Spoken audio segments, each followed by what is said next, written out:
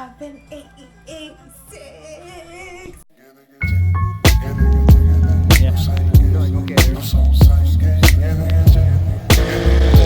Stop it. We're not saying that on camera.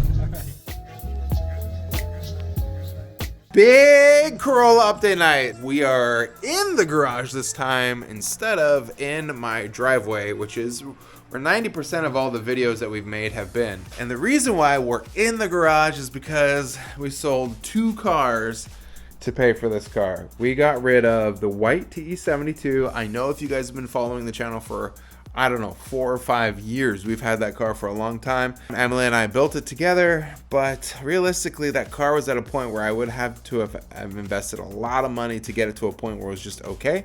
I did like how different and unique that car was. And we also sold the Chaser. So I'm standing in the spot where the Chaser used to be, and the white car used to be in the spot where the red car is. So let me tell you everything we did on the red car in the past 3 weeks, because we have been thrashing. Wouldn't you say, babe? Mike has been thrashing. I have been thrashing hardcore. Emily is actually in the red car right now, but with our seats from the white Corolla. with our seats from the white Corolla. She's showing you one of the things we did. I hate more than anything in the world when you buy a car, anyone can relate to this, and you bring it home and you're so excited for your new car, and some dickhead friend goes, oh, that's so-and-so's old car. No, asshole, that's my new car. It's not so-and-so's old car, this is my car. The mission we had for the past 2 weeks was really to change this car over, to really make it our own, and the first thing we did was we swapped out the Recaros that were in there for the Recaros that Emily and I love. These are SPG XLs. We spent one of our date nights when we first met putting stickers on the seat, and so we had to throw these seats in the car because these are our seats. They're not anybody else's seats. We drove to Vegas, we got these seats, we put stickers on them. We made our way to Vegas to get these seats, then we customized them with a sticker, what, 3 or 4 years ago? 4 years ago now. 4 years ago. You know why I know it's 4 years ago? Because the SFI date sticker on them has expired, 2021. These are the seats that used to be in the car, and they're fine and dandy, but the reason why I'm getting rid of these seats is, 1, I'm tired of people recognizing this car as someone else's car, and 2, when I sit in these seats, you can see Emily will be a great demonstration of it. When I sit in these seats, I'm actually way too tall, and my head hits the roof here.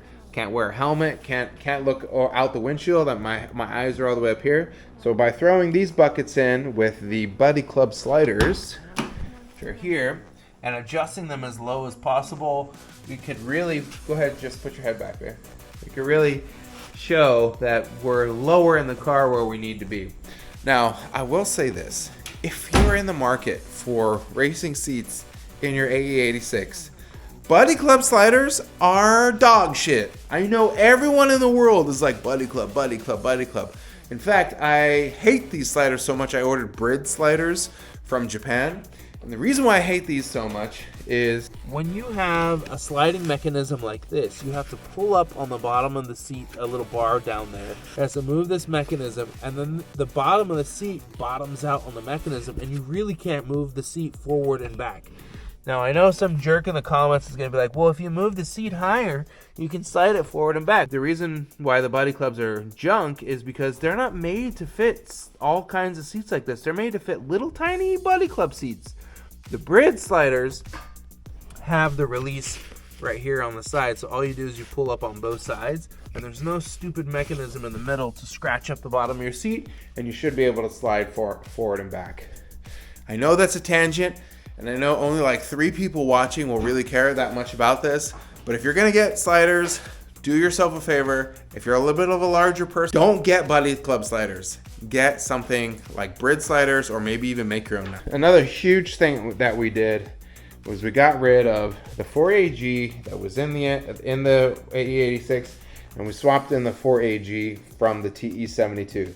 Now this engine has ran, it's got great compression. Emily and I built it ourselves, but it was originally carbureted. But I got to thinking, and I said, hey, this is a big port, this is a big port. I wonder if I can throw this in and throw on the fuel injection, throw on all those things and see if it works. And sure enough, it worked perfectly. I replaced the fuel rail with a JSP black billet fuel rail. I replaced the coil on plug, then SQ Engineering billet piece. The other thing we did was we removed the brake booster from this car because I was afraid there was going to be a vacuum leak from the old vacuum lines from here to here. So we replaced it with the Chase Bays brake booster delete. And another thing we did was we threw on the Chase Bays clutch kit, clutch line, and a brand new master cylinder, an Ison master cylinder, to replace the one that was on there, because on the way home around Reading-ish, the factory master cylinder on this car started leaking. So every time I would press the pedal, all the fluid would come into the footwell and leak all over the front of the footwell of the car. So that had to get replaced anyway, so we replaced it. And I figured, hey, we're on the Chase Bays train, let's keep going with Chase Bays stuff. So we got the Chase Bays booster delete, the Chase Bays clutch master cylinder lines, and we also replaced the slave cylinder here with a brand new Ison slave cylinder, and of course that's tied into the Chase Bays line there. So the engine's got quite a bit of work on it. We also swapped over the coil rad that was in the car with some bullshit ass fan to the setup that I got, which is actually, again, Chase Bays. And the way it's going to work is it's just going to have a tap right here into the O2 sensor, which I'm waiting on in the mail. And these will only turn on once that hits 180 degrees, so that way I'm not constantly sucking from the battery. I got some other changes I want to do. I got a high-rise header coming. One of the biggest things we did was we switched over from the old antiquated crank trigger system that was on this old 4AG. As you can tell, there's no plastics.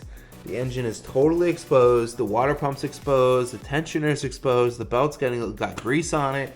And I think this is a front-wheel drive water neck, because 1, 2, 3 ports of sensors for out, and it kicks in a different direction. This is also a little stubby guy. So we said, hey, listen, if we're gonna switch over this car to a coil on plug system, I'm not gonna use an old antiquated setup like this.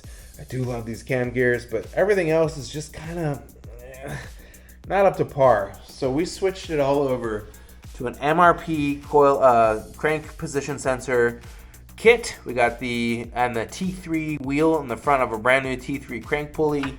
Then we got an MRP crank position sensor bracket here. Billet looks really nice. I haven't hooked that up, but it should be super easy. It's just gonna hook up into the wiring from the Mega Squirt. We switched over that, and it really cleaned up the engine.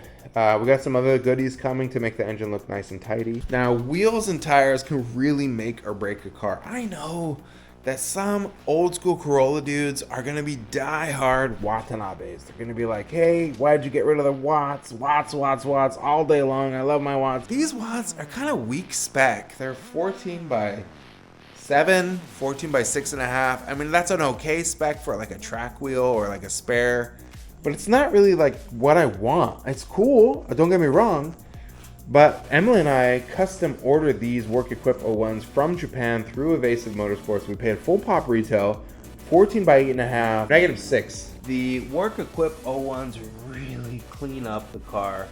It makes it look like our own. Now, the thing that we might have to worry about is these are 205 5514 NT01s, and they are just right on that fender. I mean, I wish you guys can see how tight that is. I think I'm gonna have to get rid of the Nittos and throw on some 185s or 195s. I love the Dunlops, I love the Falcons. That's just too tight. The rest of the things we did to the AE86, I'm gonna have to jack up the car and show you everything I did.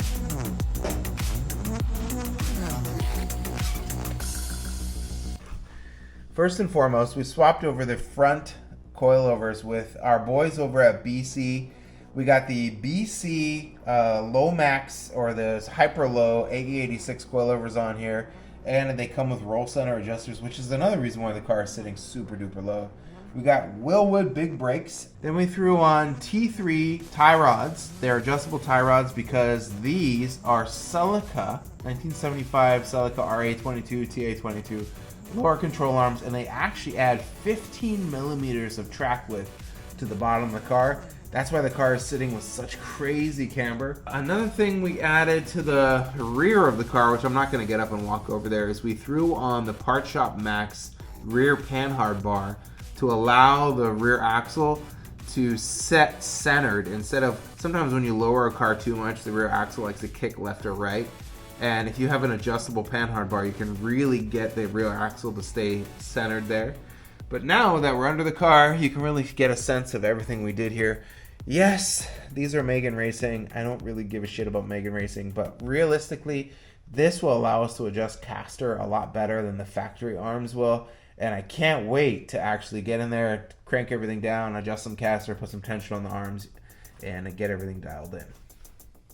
All right, you can see everything we did to the car, and it sits crazy. In fact, I'm gonna open up the garage door. It's gonna get a little cold in here, so you guys can see exactly how the AE86 sits. First of all, look at that front fitment. That is crazy. My God. Cruise on over here. Now, the Zenki bumpers normally do not sit low. In fact, one of the reasons why I don't really like the Zenki bumpers because it sits pretty high. But with the amount of lowness we have on the front of this car, the Zenki bumper sits rather low. We're gonna switch that bumper out with either a Goodline or a Uras bumper because or a J-Blood even, because I just don't like the Zenki bumper the way it sits. I want it to be lower, and I also want the blinker on around the corner, just my own style. Another thing we're gonna have to change on the car is the carbon fiber hood. The Cusco carbon fiber hood that came with the car broke on us on the way home from California. It flew up, it hit the windshield. Luckily it didn't break the windshield, but the mounts and the brackets for the hood just all disintegrated. So we're gonna have to go buy a new hood, fiberglass or carbon fiber. I don't know, I don't care. I just need to swap it out. If someone has a steel red hood, the factory AE86 one, and you want to sell it to me, let me know. But we got to switch out that hood. But other than that, Corolla is looking crazy. All right, thank you so much for listening to me talk for like 10-15 minutes about everything we did to the Corolla. It was crazy. We pulled out the old engine. We popped in the new engine. We threw on a new trigger system. We cleaned up the velocity stacks. We threw on a chase base kit. We got rid of the leaky master cylinder. We threw on new wheels. We threw on new tie rods. We threw on a panhard bar. We slammed the F out of the car. We threw in new seats. We did a lot, and there's a lot more to go, but I cannot wait to get this thing on the road when the sun is shining in Washington. Cruise with Emily. Go get some food. Hang out with Corolla nerds and have a good time. Other than that, we'll see you guys on the next one, and thanks so much for watching.